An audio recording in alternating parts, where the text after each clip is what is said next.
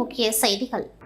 புதுச்சேரியில் ஆதி திராவிட நலத்துறை அமைச்சராக இருந்த பாஜகவை சேர்ந்த சாய் சரவணகுமார் கடந்த 27ஆம் தேதி தனது அமைச்சர் பதவியை ராஜினாமா செய்தார். அன்றைய தினமே புதுச்சேரி சட்டப்பேரவையில் 3 நியமன சட்டமன்ற உறுப்பினர்களும் தங்களது சட்டமன்ற உறுப்பினர் பதவியை ராஜினாமா செய்தனர். இதனிடையே புதிய அமைச்சராக ஜான்குமாரை முதலமைச்சர் ரங்கசாமி பரிந்துரை செய்தார். மேலும் பாஜகவை சேர்ந்த முன்னாள் சட்டமன்ற உறுப்பினர் தீபாய்ந்தன், காரைக்காலை சேர்ந்த பாஜக மாநில துணைத் தலைவர் GNS ராஜசேகரன், பாஜக மூத்த உறுப்பினர் செல்வம் ஆகியோரை நியமன சட்டமன்ற உறுப்பினர்களாக நியமித்து மத்திய உள்துறை அமைச்சகம் உத்தரவு பிறப்பித்தது. இந்நிலையில் புதுச்சேரியின் புதிய அமைச்சராக ஜான்குமார் இன்று பதவியேற்றுக் கொண்டார். துணைநிலை ஆளுநர் மாளிகையில் நடைபெற்ற பதவியேற்பு நிகழ்ச்சியில் துணைநிலை ஆளுநர் கைலாஷ்நாதன் ஜான்குமார் அவர்களுக்கு பதவி பிரமாணம் மற்றும் ரகசிய காப்பு பிரமாணம் செய்து வைத்தார். இந்நிகழ்ச்சியில் முதலமைச்சர் ரங்கசாமி, சபாநாயகர் செல்வம், அமைச்சர்கள் மற்றும் சட்டமன்ற உறுப்பினர்கள் என 200க்கும் மேற்பட்ட முக்கிய பிரமுகர்கள் பங்கேற்றனர். முன்னதாக சட்டப்பேரவை வளாகத்தில் உள்ள சபாநாயகர் அறையில் சபாநாயகர் செல்வம் நியமன சட்டமன்ற உறுப்பினர்களான தீபாய்ந்தன், ராஜசேகரன், செல்வம் ஆகியோருக்கு பதவி பிரமாணம் செய்து வைத்தார். புதுச்சேரி மாநில பாஜக தலைவராக இருப்பவர் VP ராமலிங்கம். இவரது அண்ணனும் புதுச்சேரியின் முன்னாள் சபாநாயகருமான VP சிவக்கொழுந்து என்ஆர் காங்கிரஸ் கட்சியில் இணைந்தார். கடந்த ஆட்சியில் முதலமைச்சராக இருந்த நாராயணசாமியின் ஆட்சி கவிழ்ந்தபோது சபாநாயகராக இருந்த சிவக்கொழுந்து கடந்த 4 ஆண்டுகளாக அரசியலில் இருந்து விலகியிருந்த நிலையில் இன்று லாஸ்பேட்டை தொகுதியில் என்ஆர் காங்கிரஸ் கட்சி அலுவலகம் திறந்து முதலமைச்சர் ரங்கசாமி முன்னிலையில் தன்னை என்ஆர் காங்கிரஸ் கட்சியில் இணைத்துக் கொண்டார். தொடர்ந்து லாஸ்பேட்டை பகுதியைச் சேர்ந்த மக்களுக்கு தையல் மிஷின், குக்கர், புடவை உள்ளிட்ட நலத்திட்ட உதவிகளை வழங்கினார். புதுச்சேரியில் பாஜக என்ஆர் காங்கிரஸ் இடையே சமீப காலமாக கருத்து வேறுபாடு நிலவி வரும் நிலையில் புதுச்சேரி பாஜக மாநில தலைவர் ராமலிங்கத்தின் சகோதரர் சிவக்கொழுந்து என்ஆர் காங்கிரஸ் கட்சியில் இணைந்துள்ளது புதுச்சேரி அரசியலில் பரபரப்பை ஏற்படுத்தியுள்ளது. புதுச்சேரியில் நியமன சட்டமன்ற உறுப்பினர்களாக இருந்த ராமலிங்கம், அசோக் பாபு மற்றும் வெங்கடேசன் ஆகியோர் தங்களது பதவியை ராஜினாமா செய்த நிலையில் மேலும் 3 புதிய சட்டமன்ற உறுப்பினர்களை மத்திய அரசு அறிவித்திருந்தது. அதன்படி முதலியார்பேட்டையிலிருந்து முன்னணி செல்வம், காரைக்கால் தொழிலதிபர் GNS ராஜசேகர் மற்றும் முன்னாள் MLA தீபாய்ந்தன் ஆகியோர் நியமிக்கப்பட்டனர். இவர்கள் 3 பேருக்கும் இன்று சபாநாயகர் செல்வம் சட்டமன்ற உறுப்பினர்களாக பதவி பிரமாணம் செய்து வைத்தார். இதற்கு முன்னதாக இந்த முன்னணி செல்வம் அருள்மிகு மணக்குள விநாயகர் கோவிலில் சிறப்பு பூஜை செய்து வழிபாடு நடத்தினார்.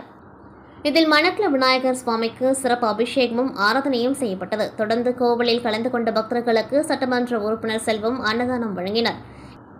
இந்த நிகழ்ச்சியில் அவரது கட்சி உறவினர்களான மகன் அன்பு, மருமகள் கனிமொழி, தென்றல் மற்றும் அசோக், கவிதா, கோவிந்தராஜ், தேவி உள்ளிட்ட நிர்வாகிகள் பலர் கலந்து கொண்டார்கள். பிரெஞ்சு நாட்டின் தேசிய தினத்தை முன்னிட்டு காரைக்காலில் உள்ள 2ஆம் உலகப் போரில் உயிர் நீத்த ராணுவ வீரர்களின் நினைவிடத்தில் பிரெஞ்சு நாட்டின் துணை தூதரக அதிகாரிகள், அரசு அதிகாரிகள் உள்ளிட்டோர் மலர் வளையம் வைத்து மரியாதை செலுத்தினர்.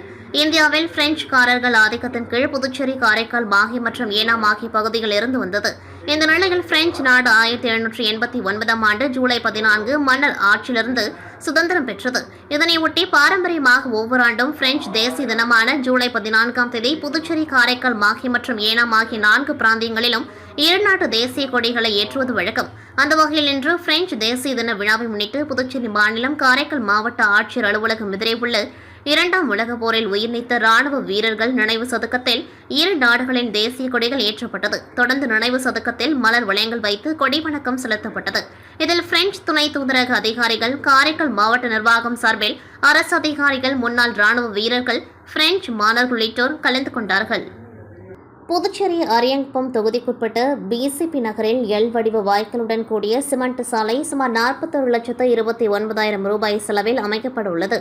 புதுச்சேரி ஆதிதிராவிடர் மற்றும் பழங்குடியினர் நலத்துறையின் மூலம் நடைபெற்ற பூமி பூஜையில் சிறப்பு அழைப்பாளராக கலந்து கொண்ட தொகுதியின் சட்டமன்ற உறுப்பினர் பாஸ்கர் என்கிற தட்சிணாமூர்த்தி பூஜை செய்து பணியினை துவக்கி வைத்தார். ஆதிதிராவிடர் நலத்துறை சார்ந்த அதிகாரிகள், ஊழியர்கள் மற்றும் தேசிய ஜனநாயக கூட்டணி கட்சியை சேர்ந்த நிர்வாகிகள், ஊர் பொதுமக்கள் என பலரும் திரளாக கலந்து கொண்டார்கள்.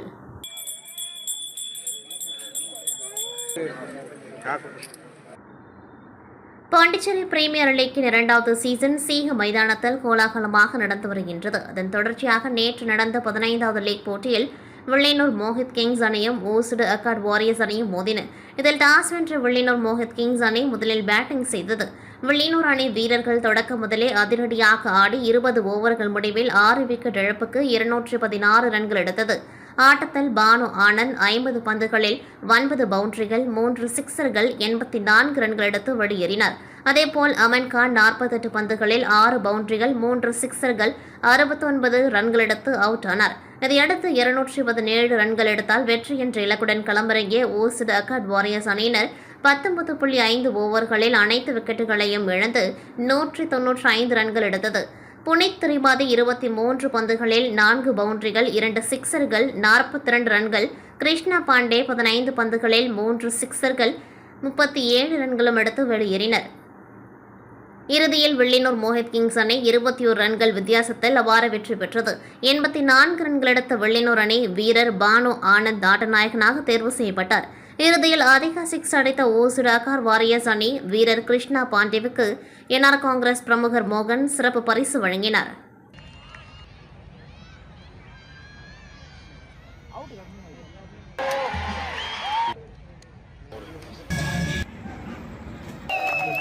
கடலூர் மாநகரம் வன்னியர்பாளையத்தில் அருள்பாளையத்துவரும் உலக மாதாவான ஸ்ரீ முத்து மாரியம்மன் ஆலயமானது புதுப்பிக்கப்பட்டு வாகனங்களையும் புதுப்பித்து வர்ண கலாபம் என்று சொல்லக்கூடிய பஞ்ச வர்ணங்கள் தீட்டி திருப்பணிகள் முடிந்து புதிய பொலிவுடன் கூடிய ஆலயத்திற்கும் அதனை சார்ந்துள்ள ஸ்ரீ வினைத்தீர்த்த விநாயகர், ஸ்ரீ அருள்மிகு ஸ்ரீ பூரணி பொருட்களை உடனுரை ஐயனாரப்பன் ஆலயங்களையும் வர்ணங்கள் தீட்டி திருப்பணிகள் முடிந்து மகா கும்பாபிஷேகம் திருக்குட நன்னீராட்டு மங்கள பெருவிழா மிக விமர்சையாக நடைபெற்றது.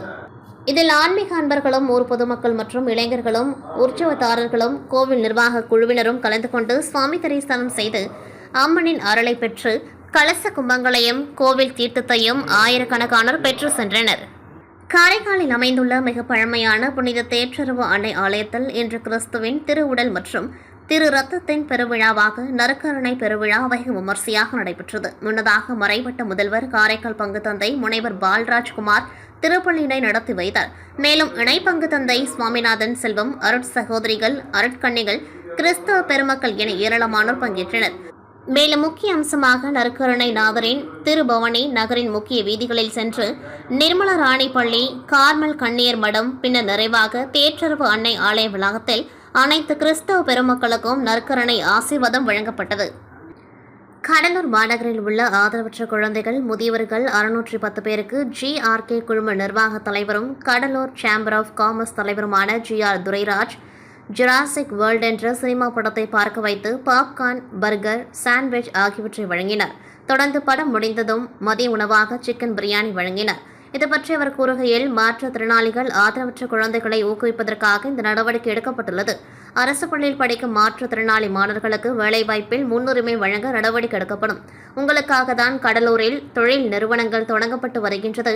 ஆகவே நீங்கள் பார்த்துக் கொள்ளும் அளவிற்கு படிக்க வேண்டும் என்றார். அதை யூஸ் பண்ணிக்கிட்டு நீங்க வரணும். நாங்களும் நிறைய தொழில் நிறுவனங்கள் திறக்கிறோம்.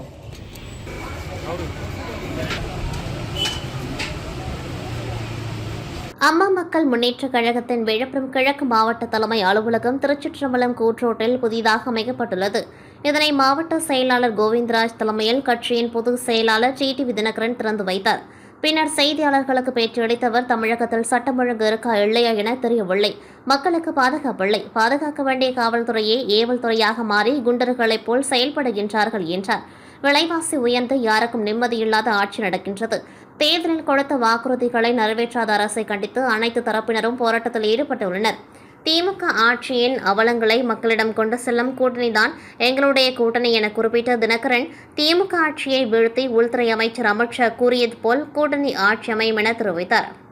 அதிமுக தனித்த ஆட்சி அமைக்கும் என எடப்பாடி பழனிசாமி கூறியிருப்பது குறித்து கேட்டதற்கு, ஒவ்வொரு கட்சி தலைவருக்கும் ஒரு ஆசை இருக்கும். தமிழகத்தில் திமுகவை வீழ்த்தி தேசிய ஜனநாயக கூட்டணி ஆட்சி அமைவது உறுதி. இந்த கூட்டணிக்கு இன்னும் சில கட்சிகள் வர உள்ளன என கூறினார். திருமாவளவன் தினமும் ஒரு கருத்து கூறி வருகின்றார். அரசியலுக்காக எதையோ பேசி வருகின்றார். அதிக சீட்டுகளை பெற இதுபோன்று பேசி வருகின்றார் என்றும், தேசிய ஜனநாயக கூட்டணியை கண்டு திமுக அச்சப்படுகின்றது என்றும், திமுக ஆட்சியில் கடந்த 4 ஆண்டுகளாக ரவுடிகள் ராஜ்யம் நடக்கின்றது. திமுக ஆட்சிக்கு வரும்போதெல்லாம் ரவுடிகளின் சாம்ராஜ்யம் கொடிக்கட்டு பறக்கும். 25 லாக்அப் மரணங்கள் நடந்துள்ளதை எதிர்க்கட்சிகள் கண்டிப்பது வழக்கம். கொரோனா காலத்திலேயே திமுக தலைவர் ஸ்டாலின் கட்டுப்பாடுகளின் மீது எவ்வளவு போராட்டங்களை நடத்தினார். அதனால் எதிர்க்கட்சிகள் அவர்களது கடமையை செய்கின்றார்கள். அதேபோல்தான் தாவேக தலைவர் விஜயின் போராட்டம் நடத்தியுள்ளார் என கூறியுள்ளார்.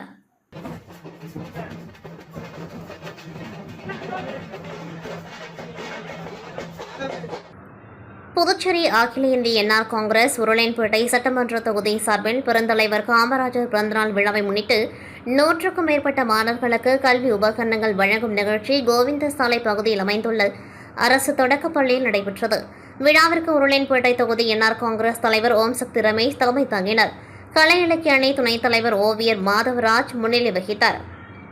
இதில் பள்ளியில் பயிலும் சுமார் 100க்கும் மேற்பட்ட மாணவ மாணவிகளுக்கு பேனா, பென்சில், நோட்டு புத்தகங்கள் உட்பட பல்வேறு கல்வி உபகரணங்கள் வழங்கப்பட்டது. விழாவில் தொகுதி பொதுச் செயலாளர் ராஜராமன், கிழக்கு மாவட்டம் பொருளாளர் அஸ்வின், இளைஞரணி தலைவர் சிவகுமார் ஆகியோர் வரவேற்பை நிகழ்த்தினார்கள். கல்வி சார்ந்த உபகரணங்களை கிழக்கு மாவட்ட தலைவர் முன்னாள் கவுன்சிலர் பாஸ்கரன், மாணவர் அணி தலைவர் பாலமுருகன், பள்ளி தலைமை ஆசிரியை சுமதி ஆகியோர் வழங்கினார்கள்.